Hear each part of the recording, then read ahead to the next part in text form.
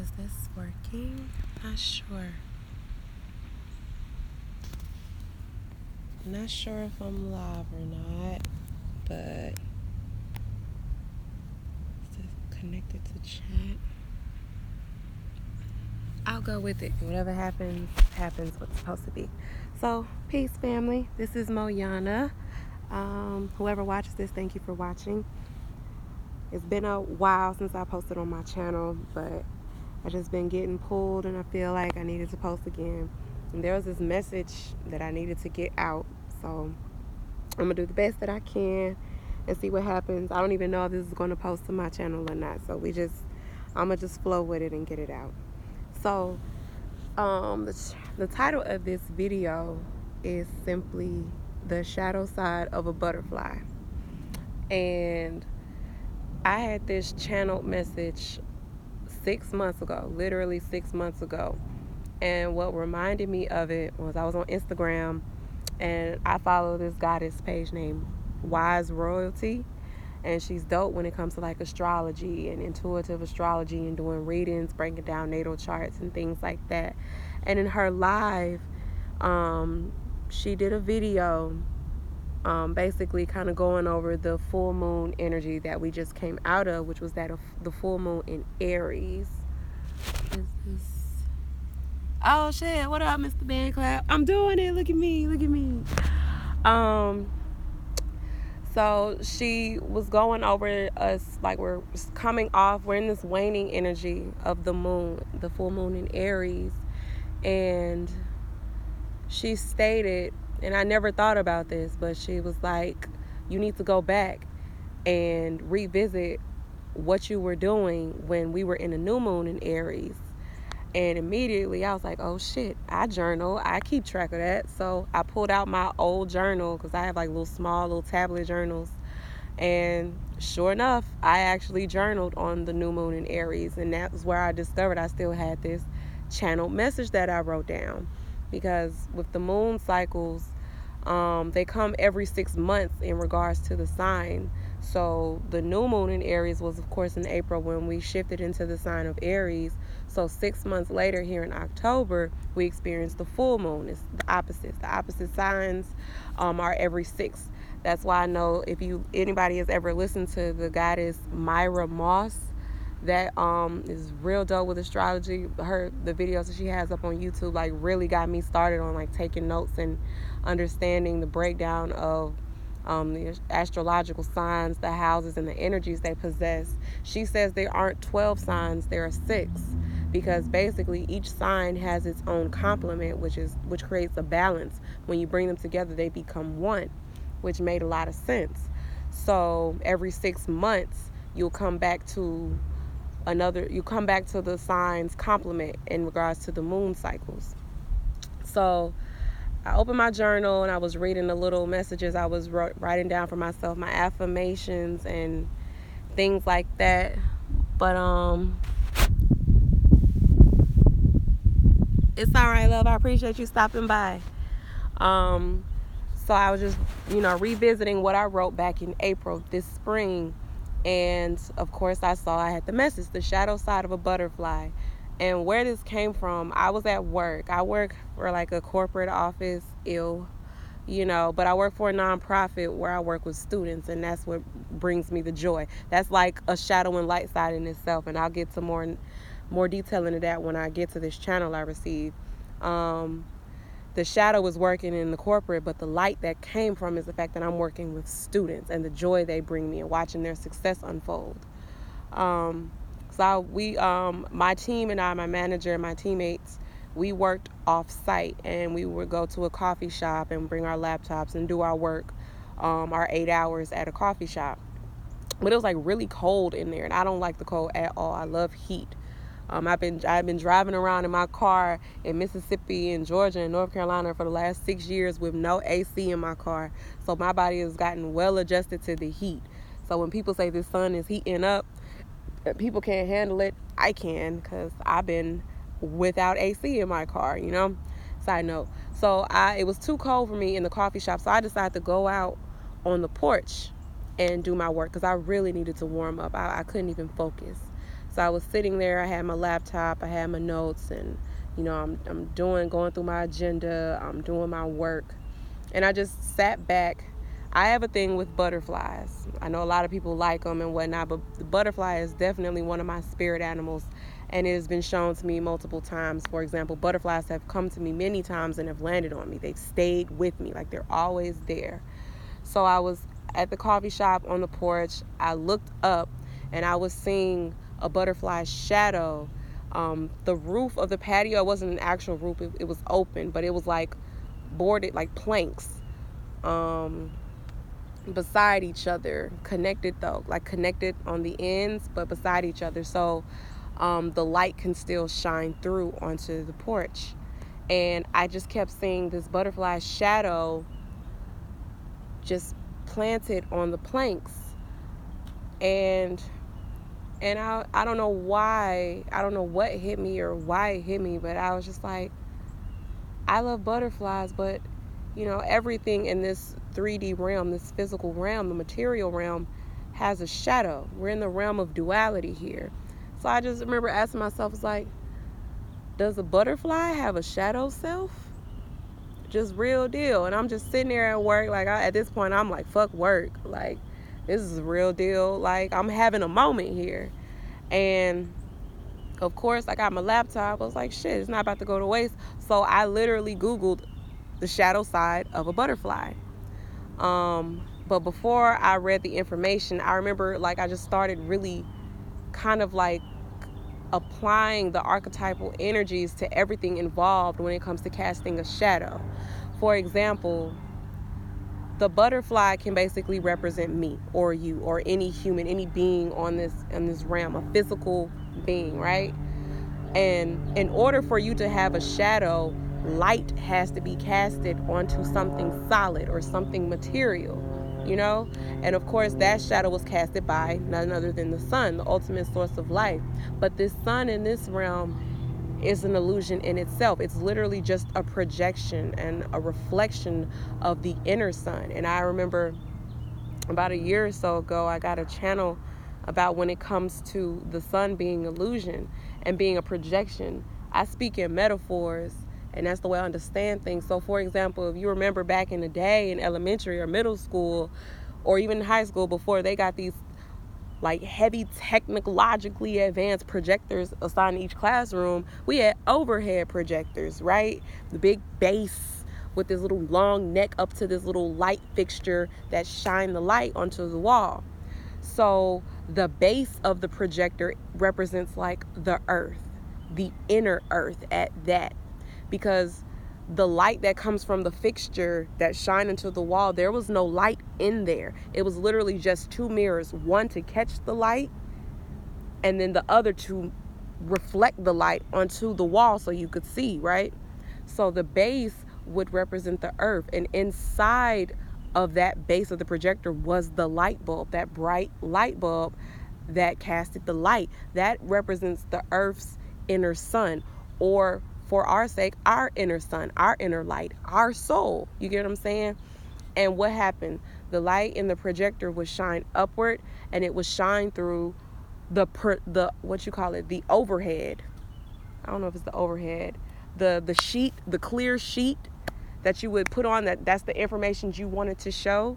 That overhead, the overhead sheet represents you, your being, your physical being, because it's still something physical, but when light shines through it, it becomes somewhat transparent, because again, everything that you experience in this reality is just a reflection of that which already exists within you, right? Your external is a reflection of your internal. So you are the overhead sheet. You're the plastic little sheet that has all this information on it. If you were in a math class, it would probably be an overhead with math problems on it, and you all would do it as a class, or it would have science or have geography, but you are that overhead with all that information on it, all that information within it, and your inner light will shine through you, and then it will project and it will bring it out. Whatever information is starting to come online within you, your soul will project it and reflect it in your environment for experience. Simple as that. I'm not either experience. You're going to have experience. Either it's a good experience that you're here to enjoy or appreciate, or it's one that's somewhat aversive that's bringing you a lesson. Right? So the same thing goes for like the inner earth. The sun in the sky is just a reflection of the earth's inner sun. That's what we were taught was the earth's core. The earth's core is nothing more than its inner sun. So that's how I understand when people say, or when you have your master teachers and people that are into this knowledge, and they say the sun is in the sky is an illusion, it's just a reflection. I immediately think of an overhead projector. The light that comes from those mirrors, that's not what actually produces the light. The sun in the sky doesn't actually produce the light. It is reflecting the light coming from within. You get what I'm saying? So when good things or things start to happen in your realm, that's not, it's just not coming to you. It's not a God or a deity in the sky doing anything for you or to you. It's your inner light shining out, and it's attracting that in, and out it's reflecting back to you. You get what I'm saying? All right, so I went on that tangent, but I guess I needed to say that. So I'm back at work. This was earlier this year in April during the new moon in Aries. And I'm thinking, okay, so in order for me to even see this shadow, what really got me thinking about it, I remember, is there was some overcast in the sky. And every time the clouds would, just float by, it would block out the sun and the shadow of the butterfly would disappear. And then when the clouds moved, the sun would be back out and I would see that butterfly shadow. And I was just like, huh. And then I just heard in my head, only light can cast a shadow. And of course it sounds so simple, but I knew it wasn't. There's always a deeper meaning if you're willing to dig for it. So I broke it down for myself. Only light can cast a shadow. And I'm upset with myself. I didn't bring that journal here with me so I could actually read the channel message that I got. But I'll just take what I remember from it. But only light can cast a shadow.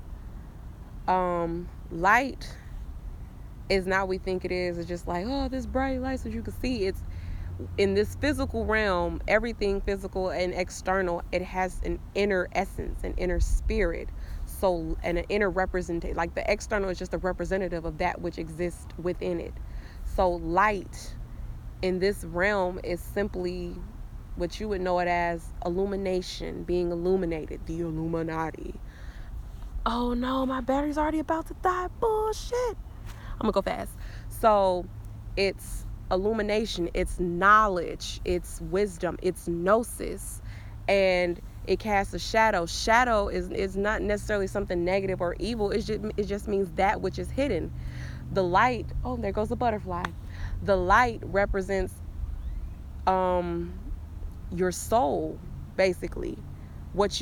That which is already expressed, that which is already noticed, that which you can attain. And darkness would just be that which is hidden, right?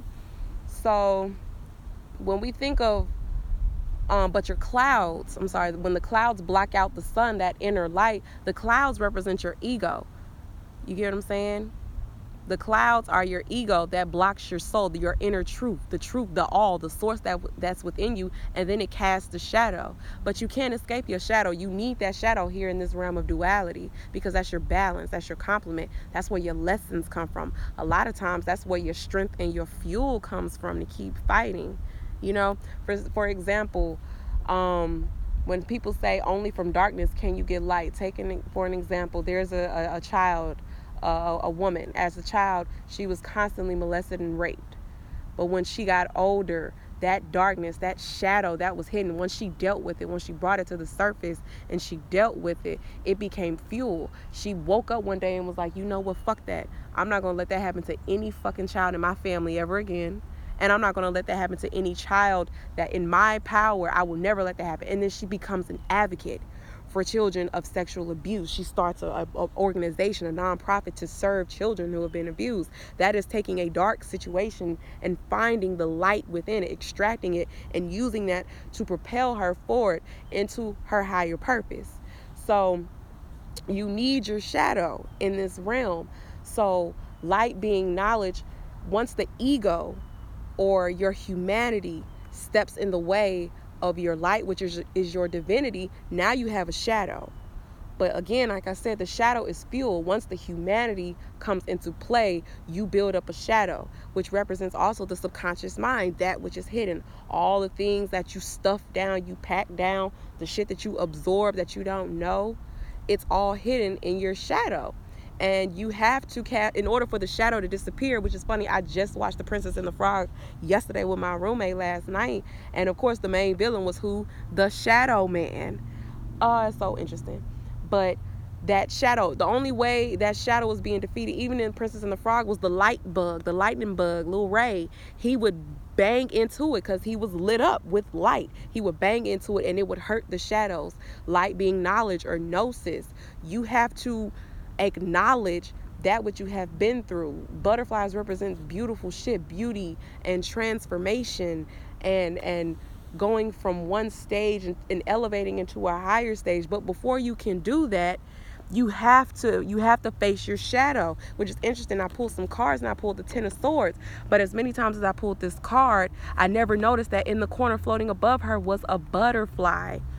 Sometimes this is your shadow, this Ten of Swords, this betrayal, this hurt, this rejection, this heartbreak, this pain, this stress, this worry, this doubt. This is constantly just being put down, but understand this higher realm is saying you are transforming. Sometimes you have to rest. It's not always easy. Like, we always think of the beauty of butterflies. My phone is about to die, so I'm going to get through this. But we don't stop, and I've never heard anybody talk about the shadow side. So I looked into it, and butterflies go through some shit, y'all. Even just to become a butterfly, the caterpillar in the cocoon has to literally liquidate itself. It has to just melt in order to be reformed. But also, while they're forming, like when butterflies are just pupa before they're even ready to hatch, sometimes male butterflies get so they get so horny, I'll just say, they'll open up a pupa's cocoon and they'll rape it. So it's literally called pupal rape.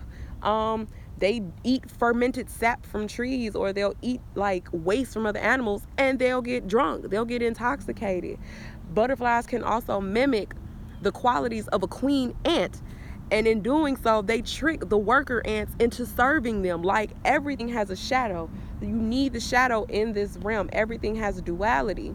So we can't always be, that's where it comes from, all this, oh, I'm just loving light, loving light, loving light. No, the fuck you're not. You can't. You're not being realistic. You're not doing the real work. You haven't dug deep enough within yourself to find your true passion and strength, which is very interesting because I did a quick shell reading. See this one shell over here? This is the person that's doing the work. Everybody's open here, but you got this one that's down. So this represents like so-called conscious community. Everybody thinks they're doing the work and whatnot. You got one person that's just hiding in the crowd. They ain't doing shit. They just blending in or following the shit because it's a trend. But you got this one over here that's doing the work by themselves. They're not following the crowd, but the problem is they're still looking back. They want a shadow process. It doesn't end. This is for life. As long as you are incarnated in this physical realm, you will always have a shadow, okay? And the shadow, like I said, hey, butterfly, the shadow, like I said, it doesn't have to be something sad or negative or aversive. It simply is your balance, your complement, just as every sign in the zodiac has a balance or a complement. Okay, masculine and feminine energy, it balances and complements one another. Okay, you can't run from your shadow. Everywhere you run, your shadow will be. Every time you gain more knowledge, you gain more light, another shadow is cast. It's something for you to overcome. You are the universe, God, source experiencing itself. So in order to understand who God is as yourself, you need to understand who you are as the devil as well. So my phone's about to die. I really just got this out really quickly. If I have some more thoughts, I want to come and explain this because it was such a beautiful message when I channeled it. But understand that the beauty comes from the pain. It comes from the ugliness. Light comes from darkness, okay? Understand that even as a butterfly, you'll still cast a shadow. You'll still have work to do. We came down here because we got work to do, okay? So don't run from it. Run to it, run towards it, dive in head first and do the work because it's all beautiful on the other side. So that's my message. I'll leave my information in the box if I figure out how to do it. I'm still learning YouTube. Hit me up for a reading if you want. Yeah, guys and goddesses, keep doing your work. Peace.